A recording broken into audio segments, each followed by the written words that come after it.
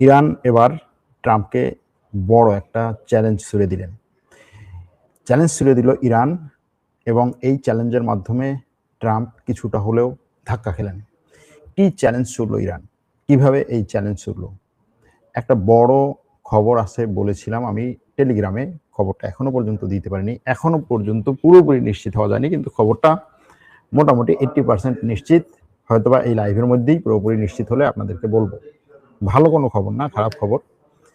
তারপরেও লাইভের মধ্যে আমরা এটা বলার চেষ্টা করব।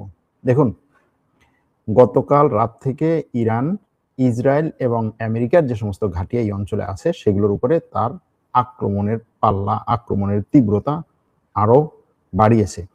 ইরান অবশ্য বলেছিল, গতকাল ইরানের বিপ্লবী গার্ড বলেছিল যে আমাদের নতুন নেতা নির্বাচিত হওয়ার পর আমরা দ্বিগুণ মাত্রায় ইসরায়েলের উপরে এবং আমেরিকার উপরে আক্রমণ করব। আমাদের দর্শকদের প্রশ্ন ছিল যে সেই দ্বিগুণ মাত্রার আক্রমণটা আমরা গত রাতে দেখতে পাইনি, কিন্তু ভোর রাতে এবং দিনের বেলা, আজকে দিনের বেলা যে খবরগুলো এসেছে তাতে বলা হচ্ছে যে ইরান গত এক রাতেই 3 ধাপে মিসাইল মেরেছে। 3 ধাপে, 3 ধাপ বলতে 3 মাত্রায়। কিরকম? একবার মিসাইল মেরেছে অনেকগুলো, তারপর আবার থেমেছে, আবার মিসাইল মেরেছে অনেকগুলো। এরকম ভাবেই এই মিসাইলগুলো নিক্ষেপ করা হয়, বা ইরানের আক্রমণগুলো হয়, বা ইসরায়েলের আক্রমণগুলো হয়। তো সেভাবে 3 ধাপে ইরান আক্রমণ করেছে তার এই নতুন নেতা নির্বাচিত হওয়ার পর।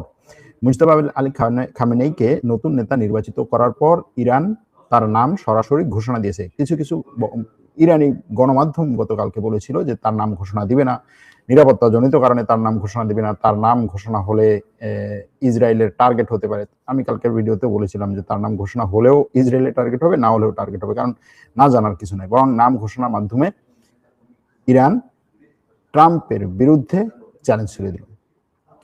ইরানের সর্বোচ্চ ধর্মীয় নেতা হিসেবে খামেনেইর ছেলে মুজতবা খামেনেইকে নাম ঘোষণা করার পর, মুজতবা খামেনেইর নাম ঘোষণা করার পর, বা এই নাম ঘোষণা করার মাধ্যমে আমেরিকার রাষ্ট্রপতি ট্রাম্পের বিরুদ্ধে চ্যালেঞ্জ ছুড়ে দিল ইরান। কিরকম? ট্রাম্প বলেছিল যে এরা যাকে নেতা নির্বাচন করবে তাকেও আমরা হত্যা করব, নেতা নির্বাচন করতে দেব না, নেতা নির্বাচনের সময়, ইসরায়েলও বলেছিল নেতা নির্বাচনের সময় আমরা আক্রমণ করব, নির্বাচনে যারা থাকবে, যারা এই ভোটাভুটি করবে সবগুলোকে আমরা মেরে ফেলব। কিন্তু ইরানের যেই অ্যাসেম্বলি নেতা নির্বাচন করেছে, তারা নেতা নির্বাচন করেছে, তার নাম ঘোষণা দিয়েছে। নাম ঘোষণার পরে বিপ্লবী গার্ড গত রাতে ইসরায়েলের উপরে এবং আমেরিকার ঘাঁটিগুলোর উপরে আক্রমণ তীব্র করেছে। শুধু আমেরিকার ঘাঁটিগুলো নয়, ঘাঁটিগুলোর বাইরেও বিভিন্ন দেশের বিভিন্ন স্থাপনায় আক্রমণ তীব্র করেছে। এই আক্রমণে বাংলাদেশের 3 জন, পাকিস্তানের 2 জন, চীনের 2 জন এবং আরো 2-1টা দেশের, এরকম ভাবে 11টা দেশের নাগরিক এখনো পর্যন্ত আরব দেশগুলোতে নিহত হয়েছে। ইসরায়েল গতকালকে বলেছে যে তার অনেকগুলো নাগরিক হতাহত হয়েছে। আজকে বলছে যে তার একজন নাগরিক ইরানের আক্রমণে নিহত হয়েছে। ইরানের আক্রমণের কিছু ভিডিও ফুটেজ যেগুলো ইসরায়েল থেকে একেবারে ফাঁস হওয়া সম্ভব। ইসরায়েল ঘোষণা দিয়েছে, ইসরায়েল আদেশ দিয়েছে, নিষেধ করেছে তার দেশের লোকজনকে যে কোনো ধরনের এই ইরানের আক্রমণের ভিডিও ফুটেজ, মানুষ আক্রান্ত হচ্ছে, মানুষ কাতরাচ্ছে, মানুষ হাসপাতালে নিয়ে যাচ্ছে, এই ধরনের কোনো ভিডিও ফুটেজ তোমরা শেয়ার করবে না। আমরা জানি ইসরায়েল টেকনোলজির দিক থেকে এতটাই সে কি বলে, মানুষকে কন্ট্রোল করে, মিডিয়াকে কন্ট্রোল করে, যে তার এই আদেশের বাইরে কোনো মানুষ বা কোনো মিডিয়া তেমন কোনো কিছু শেয়ার করে না। এজন্য এই প্রশ্ন আসে যে আসলে বিশ্বে মুক্ত গণমাধ্যম কোন দেশে? যদি সেই উত্তর দিতে হয় ইসরায়েল, অবশ্যই না। সবচেয়ে নিয়ন্ত্রিত গণমাধ্যম হচ্ছে ইসরায়েলে। সবচেয়ে মুক্ত যদি বলি তাহলে বলতে হবে লেবাননে। কারণ আজকে দেখা গেল যে লেবাননের একটা টেলিভিশন চ্যানেল কোনো একটা রাস্তা দাঁড়িয়ে লাইভ ভিডিও ফুটেজ করছিল, লাইভ করতেছিল, ঠিক সেই সময় সেটার পিছনে একটা বিমান হামলা হলো। ইসরায়েল, আপনি চিন্তা করতে পারেন যে বিমান হামলা হবে কোনো এক জায়গায়, সামনে বসে লাইভ করতেছে এবং সেখানে বিমান হামলা হচ্ছে। সাথে সাথে ইসরায়েলের ওই চ্যানেল মনে করেন বন্ধ হয়ে যাবে, ওই চ্যানেলের প্রধান যদি সে গ্রেফতার হবে, ওই চ্যানেলের উপরে তখন ইসরায়েলের বিমান বাহিনী হামলা করবে, এরকম একটা অবস্থা। তো যে আলোচনাতে ছিলাম যে ইরানের এই সর্বোচ্চ ধর্মীয় নেতা নির্ধারণের মাধ্যমে ইরান চ্যালেঞ্জ ছুড়ে দিয়েছে। এখন সেই চ্যালেঞ্জের বিরুদ্ধে আমেরিকা কি করবে? আমেরিকা বলছে যে হ্যাঁ, আমেরিকা ট্রাম্প বলছে যে আমি শুনেছি এরকম একটা লোক আছে, কিন্তু সে আসলে তেমন কিছু করতে পারবে না, এরকম। তার সম্পর্কে আমি খুব বেশি কিছু জানি না, তবে সে আসলে তেমন কিছু করতে পারবে না, খুব গুরুত্বপূর্ণ লোক না, বিশ্বে কেউ তারা চেনে না। ট্রাম্পের কথাগুলো ছিল এরকম। কিন্তু রাশিয়ার প্রেসিডেন্ট ভ্লাদিমির পুতিন এই মুজতাবা খামেনেইকে টেলিগ্রাফ করে তারপরে তাকে অভিনন্দন জানিয়েছেন। শুধু অভিনন্দন জানিয়েই ক্ষান্ত হননি, তিনি বলেছেন যে আপনার নেতৃত্বে ইরান এখন যে ক্রান্তিকালে আছে সেখান থেকে উত্তরণ পাবে এবং ইরান তার মর্যাদা ফিরে পাবে। আমরা ইরানের পাশে আছি। ইরান যেমন আমাদের বন্ধু রাষ্ট্র ছিল, এখনো আছে। আমরা যেমন ইরানের পাশে ছিলাম, এখনো আছি এবং থাকব। আপনার সাথে আমরা সম্পর্ক আরো গভীর করতে চাই।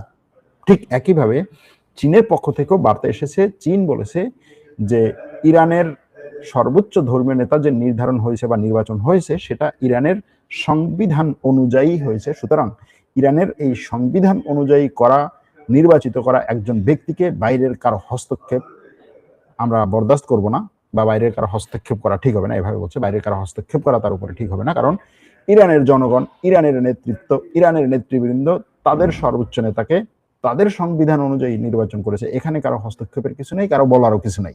ইরান একটা স্বাধীন সার্বভৌম রাষ্ট্র এবং এই স্বাধীন সার্বভৌম রাষ্ট্রে অন্য কারো আক্রমণ করার কোনো সুযোগ নাই। আমরা চাই এই অঞ্চলে এক দেশের উপরে আরেক দেশ যেন আক্রমণ বন্ধ করে এবং এই যুদ্ধ যেন তাড়াতাড়ি বন্ধ হয়ে যায়। এই দুটো হচ্ছে ইরানের জন্য অনেক বড় দুটো বার্তা। কেন এই বার্তা দুটো ইরানের জন্য অনেক বড় দুটো বার্তা? এর কারণ হচ্ছে এই আক্রমণের পরে, ইরানের উপরে আমেরিকার আক্রমণের পরে যে পর্যন্ত এই আক্রমণগুলো হলো, সেই আক্রমণগুলোতে একটা ব্রেকিং আসছে। ব্রেকিংটা বলে দেই। ইরান থেকে নিক্ষিপ্ত ব্যালিস্টিক মিসাইল তুরস্কের সীমানায় ঢোকার পরে, তুরস্কের সীমানার মধ্যে থাকাকালীন অবস্থায় ন্যাটোর এয়ার ডিফেন্স সিস্টেম সেই ব্যালিস্টিক মিসাইলকে ভূপাতিত করে, সেই ব্যালিস্টিক মিসাইলকে ধ্বংস করে এবং সেটার অনেকগুলো অংশ তুরস্কের গাজিয়ান্তেপ শহরের খালি জমির উপরে পড়ে। ইরান থেকে নিক্ষিপ্ত নতুন ব্যালিস্টিক মিসাইল তুরস্কের আকাশসীমায় ঢুকেছে আজকে এবং ন্যাটোর এয়ার ডিফেন্স সিস্টেম সেটাকে বিধ্বস্ত করেছে। এখন এই যে ইরান থেকে নিক্ষিপ্ত এয়ার ডিফেন্স সিস্টেম আবারও তুরস্কে ঢুকলো, আবারও ন্যাটো এটাকে বিধ্বস্ত করলো, তাহলে প্রশ্ন হচ্ছে ইরান কি ন্যাটোকে চ্যালেঞ্জ করতেছে? যদিও এই যে ব্যালিস্টিক মিসাইল কোত্থেকে নিক্ষিপ্ত হয়েছে, কিভাবে হয়েছে, এটার তথ্য এখনো পর্যন্ত আসে নাই। তবে সর্বশেষ সংবাদ হচ্ছে এটা যে ইরান থেকে নিক্ষিপ্ত ব্যালিস্টিক মিসাইল তুরস্কে এসে তুরস্কের সীমার মধ্যে এসে পৌঁছেছে এবং এটা ভূমধ্য সাগরে থাকা ন্যাটোর যে এয়ার ডিফেন্স সিস্টেম সেটা এই মিসাইলকে ধ্বংস করেছে। এই খবর দিয়েছে তুরস্কের প্রতিরক্ষা মন্ত্রণালয়। এবার এটা নিয়ে দ্বিতীয়বার ইরান থেকে নিক্ষিপ্ত মিসাইল তুরস্কে ঢুকলো।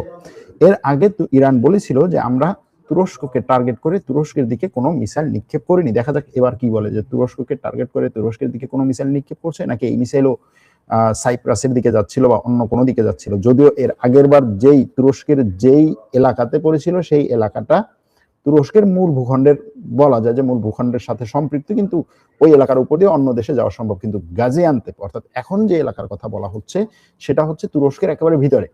সুতরাং সেখান পর্যন্ত যদি এই মিসাইল আসে তাহলে বুঝতে হবে যে এই মিসাইল তুরস্কের মধ্য দিয়ে যাচ্ছিল বা তুরস্ককেই এই ব্যালিস্টিক মিসাইল টার্গেট করেছিল।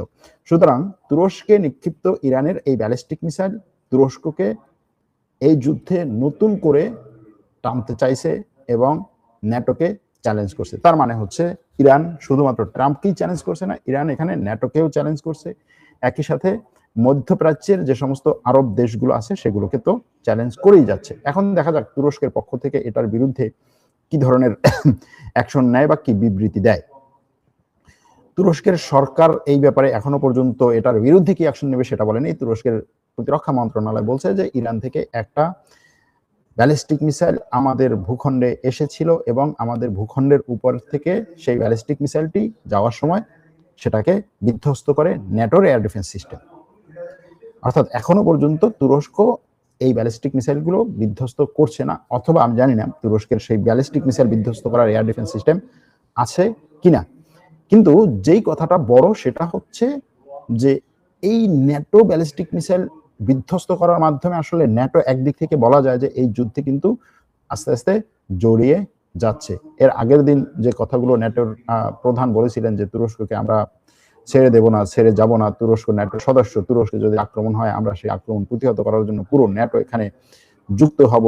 এখন এই যুদ্ধে আসলে ন্যাটোকে যুক্ত করা হচ্ছে কিনা বা ন্যাটোকে যুক্ত করার কোনো পরিকল্পনা করছে কিনা, এরকম হতে পারে যে আসলে ইরান না বরং আমেরিকাই এই পরিকল্পনাটা করছে, এরকম হতে পারে। আবার এটাও হতে পারে যে হ্যাঁ, ইরান তুরস্ককে চ্যালেঞ্জ করছে, কারণ হচ্ছে এই অঞ্চলে এখন চ্যালেঞ্জের বাইরে আছে তুরস্ক, তুরস্ক ন্যাটোর সদস্য, তুরস্ক একদিকে পশ্চিমা বলয়ের সদস্য, সুতরাং তুরস্ককেও এই যুদ্ধে টানতে অথবা তুরস্ককে দুর্বল করতে এরকম আক্রমণগুলো করতে পারে। এখনো পর্যন্ত আমি জানি না, দেখা যাক কি হয়। জাস্ট হচ্ছে গরম গরম খবরটা আসলো, সেটা আপনাদেরকে বললাম। সেটা কি? সেটা হচ্ছে তুরস্কে আবারও ব্যালিস্টিক মিসাইল নিক্ষেপ করেছে, ইরান থেকে এসেছে ব্যালিস্টিক মিসাইল, তুরস্কের আকাশসীমায় ঢুকেছে, তুরস্কের আকাশসীমার মধ্যে থাকাকালীন সেই ব্যালিস্টিক মিসাইলকে বিধ্বস্ত করা হয়েছে এবং সেই ব্যালিস্টিক মিসাইল বিধ্বস্ত হওয়ার তার যে হচ্ছে খণ্ডগুলো হচ্ছে তুরস্কের একটা ভূমিতে পড়েছে, সেই ছবিগুলো আছে সেই ব্যালিস্টিক মিসাইল নিক্ষিপ্ত হওয়ার, এবং ব্যালিস্টিক মিসাইল নিক্ষিপ্ত হওয়ার বিভিন্ন ভিডিও ফুটেজও আছে, আপনারা আমাদের টেলিগ্রাম চ্যানেলে সেগুলো দেখতে পারেন। এখন এই ব্যালিস্টিক মিসাইল নিক্ষেপের মাধ্যমে ইরান কি বার্তা দিল সেটা আমরা প্রশ্ন রেখেছি, আমরা নিজেরাও সেটার একটা উত্তর খোঁজার চেষ্টা করছি। আপনারাও বলতে পারেন যে এটার মাধ্যমে আসলে ইরান কি বার্তা দিচ্ছে, অথবা আসলে ইরান এটা করছে কিনা, বা এটা করার মাধ্যমে অন্য কোনো দেশ তুরস্ককেও এই যুদ্ধে টানছে কিনা, অথবা অথবা ন্যাটোকে এই যুদ্ধে টানছে কিনা। কিন্তু তুরস্কের ডিফেন্স মিনিস্ট্রি এবার স্পষ্ট বলছে যে এই ব্যালিস্টিক মিসাইল ইরান থেকে নিক্ষেপ করা হয়েছে এবং তুরস্কের আকাশ সীমায় ঢুকেছে। তুরস্কের আকাশ সীমায় ঢোকার পরে এটাকে পূর্ব ভূমধ্য সাগরে থাকা ন্যাটোর এয়ার ডিফেন্স সিস্টেমের মাধ্যমে এটাকে ভূপাতিত করা হয়েছে। ভূপাতিত করার সময় কিছু কিছু এটার অংশ খালি জায়গায় পড়েছে এবং কোনো ধরনের মানুষের উপরে এখনো পর্যন্ত কোনো ধরনের আঘাত হয়নি, কোনো হতাহতের ঘটনা ঘটেনি। তুর্কি বলছে যে তুরস্ক তার প্রতিবেশী রাষ্ট্রের সাথে, প্রতিবেশী দেশগুলোর সাথে বন্ধুত্বপূর্ণ সম্পর্ক রক্ষা করতে চায় এবং এই অঞ্চলে স্থিতিশীলতা যেন আসে সেটার জন্য সর্বোচ্চ চেষ্টা চালাচ্ছে, এবং স্থিতিশীল রাখতে তুরস্ক তার প্রচেষ্টা অব্যাহত রাখবে। কিন্তু যদি আমাদের ভূমিতে এবং আমাদের আকাশসীমায় এরকম ভাবে আক্রমণ আসে বা আমাদের আকাশসীমার লঙ্ঘন করে যদি বাইরে থেকে কোনো কিছু, তাহলে সেটাকে বরদাস্ত করার জন্য, সেটাকে ফিরিয়ে দেওয়ার জন্য এবং সেটার বিরুদ্ধে অ্যাকশন নেওয়ার জন্য আমরা কোনো ধরনের হেজিটেশন করব না। তুরস্কের দিকে আক্রমণকারী যে কোনো ধরনের পদক্ষেপকে আমরা পরবর্তীতে যেন এই ধরনের পদক্ষেপ না ঘটে সেটা আমরা তাদেরকে স্মরণ করিয়ে দিতে চাই। এটা হচ্ছে তুরস্কের প্রতিরক্ষা মন্ত্রণালয়ের বক্তব্য। যাই হোক, তুরস্ক থেকে এবারে আসি যে এই আক্রমণ, পাল্টা আক্রমণ, আমেরিকা, ইরান, বাহরাইন, আজকে বাহরাইনে ব্যাপক পরিমাণে আক্রমণ হয়েছে। বাহরাইনের সবচেয়ে বড় যে তেলের কোম্পানি, তারা বলছে যে আমরা এটাকে কি বলে, তারা হচ্ছে ফোর্স মেজর ঘোষণা দিয়েছে। বিভিন্ন কোম্পানি, এটা বাহরাইনের কোম্পানি করেছে, সৌদি আরবের কোম্পানি করেছে, কাতারের কোম্পানি করেছে, কুয়েতের কোম্পানি করেছে। এই সমস্ত দেশের যে তেল গ্যাসের যে সমস্ত কোম্পানি ছিল তারা ফোর্স মেজর ঘোষণা দিয়েছে। ফোর্স মেজর কি জিনিস? ফোর্স মেজর হচ্ছে বড় বড় কোম্পানিগুলো যখন আন্তর্জাতিক চুক্তি করে যে আমি আপনাকে এত পরিমাণ তেল এই 3 মাসে সাপ্লাই দেবো, এই চুক্তি করে, এবং সেই চুক্তির জন্য তারা টাকা অগ্রিম কিছু নেয়, পরবর্তীতে নেয়, এভাবে চুক্তি থাকে।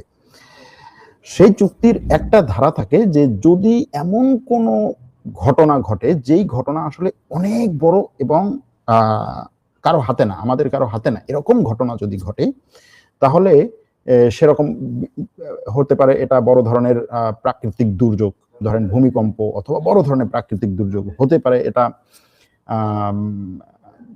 যুদ্ধ, এ ধরনের কোনো ঘটনা ঘটলে আমি যদি তোমাকে সাপ্লাই দিতে না পারি, অর্থাৎ আমার হাতে না থাকা কোনো ঘটনা যদি ঘটে এবং সেটার কারণে যদি আমি সাপ্লাই দিতে না পারি, তুমি আমাকে দোষ দিতে পারবে না, তুমি আমার বিরুদ্ধে আন্তর্জাতিক আদালতে কেস করতে পারবে না যে ওনার সাথে আমার চুক্তি ছিল, এতগুলো গ্যাস দেয় নাই, সুতরাং আন্তর্জাতিক আদালত চুক্তি করি এবং হচ্ছে ব্যাপক পরিমাণে সেটার জন্য আমি তার কাছ থেকে জরিমানা আদায় করি, এটা তুমি করতে পারবে না। ঠিক সেই কাজটা এখন এই আরব দেশগুলোর কোম্পানিগুলো করছে। তারা বলছে যে দেখো, এই জরুরি যুদ্ধ অবস্থার কারণে আমি তোমাকে সাপ্লাই দিতে পারবো না, কিন্তু কিছু করার নাই, তুমি আমার কাছে টাকাও দাবি করতে পারবে না, তুমি আমার কাছে আমাকে নিয়ে আন্তর্জাতিক আদালতেও যেতে পারবে না, আমার কাছে কোনো দোষও ধরতে পারবে না, কারণ এটা আমার হাতে না। এবং এই কারণে দেখা যাচ্ছে যে সব দেশ তেল সংকটে পড়তে শুরু করেছে, ব্যাপক পরিমাণে তেল সংকটে পড়তে শুরু করেছে। হয়তো আর 2-1 দিনের মধ্যেই তেলের দাম ব্যারেল প্রতি $150 হয়ে যাবে। এর মধ্যে ইউরোপের কাছাকাছি সার্বিয়া নিজে কিছু তেল উৎপাদন করে, সার্বিয়া তেল উৎপাদন করে অন্যান্য দেশেও সাপ্লাই দেয়। সার্বিয়া বলছে যে আন্তর্জাতিক যে পরিস্থিতি, এই অবস্থায় আমি তেল উৎপাদন করে অন্য দেশে সাপ্লাই দিতে পারবো না। কেন? কারণ আমার নিজের প্রয়োজনে আমি মিটাতে পারবো না। কারণ একটা সময় পরে যদি এই তেল উৎপাদন বন্ধ থাকে বা তেলের সাপ্লাই যদি আন্তর্জাতিকভাবে বন্ধ থাকে, তাহলে আমি ব্যাপক চাপে পড়বো, আমি তেল সে তার এই সুযোগে সেই ইউরোপে তেল সাপ্লাই বন্ধ করে দিয়েছে। এটা কার চাল হতে পারে? রাশিয়ার পুতিনের চাল, এটা হতে পারে। তো এখন এই যে পুতিন যে কথাগুলো বললেন, যতটুকু সাপোর্ট দিলেন, সেই সাপোর্টটা আসলে কি? এটা বোঝার জন্য আমাদের আশেপাশের আরো অনেকগুলো জিনিস দেখা দরকার। সেটা হচ্ছে মার্কিন প্রেসিডেন্ট ডোনাল্ড ট্রাম্পের যে প্রধান উপদেষ্টা, এই মধ্যপ্রাচ্যের তার যে প্রধান উপদেষ্টা, সেই উপদেষ্টা এবং তার জামাতা, এই দুজন, তার জামাতা এবং তার এই প্রধান উপদেষ্টা, এই দুজনের ইসরায়েল সফরের কথা ছিল আগামীকালকে, কিন্তু হঠাৎ করেই তারা এই ইসরায়েল সফর বন্ধ করে দিয়েছে। তারা বলছে যে না, আমরা ইসরায়েল সফর করবো না। কেন করবে না? কোনো কিছু বলে নাই। এখন গতকালকে কিছু খবরে বলা হয়েছিল যে ইসরায়েল ইরানের যে তেল শোধনাগারে বা ইরানের যে তেলের ডিপোগুলোতে আক্রমণ করেছে, এই আক্রমণের কারণে আমেরিকা এবং ইসরায়েলের মধ্যে একটা বাকবিতণ্ডা চলছে এবং বড় আকারেই তাদের মধ্যে এই কি বলে মনোমালিন্য চলছে এবং তর্ক বিতর্ক হয়েছে। এখন এই তর্ক বিতর্কের কারণেই বা এই তর্ক বিতর্কের একটা অংশ হিসেবেই কি তারা ইসরায়েল সফর বাতিল করেছে, নাকি ইসরায়েলের সাথে যেই বিষয়গুলো নিয়ে বা যে বিষয়গুলো নিয়ে তারা কনভিন্স করতে চাচ্ছে ইসরায়েলকে, সেটা ইসরায়েল মেনে নিচ্ছে না, এরকম কোনো কিছু কিনা আমি জানি না। তবে তাদের এই সফর বাতিল করা, ইসরায়েলের সফর হঠাৎ করেই বাতিল করাটা একটা বড় ধরনের নেতিবাচক খবর ইসরায়েলের জন্য। আবার এরকম হতে পারে যে, এটা একটু অতিরঞ্জিত হয়ে যাবে, তারপর বলি যে ইরানের আক্রমণের কারণে, ইরান মুহুর্মুহুর আক্রমণ করছে, ইরানের আক্রমণের কারণে তারা ভয় পেয়ে ইসরায়েল সফর বাতিল করেছে, এরকম বলা যেতে পারে। কিন্তু সেটা হচ্ছে, আমার কাছে মনে হচ্ছে যে তাদের মধ্যে কোনো একটা অসন্তোষ আছে, দুই পক্ষের মধ্যে কোনো একটা বিষয় নিয়ে তাদের মধ্যে মনোমালিন্য আছে, যেটা তারা সমঝোতায়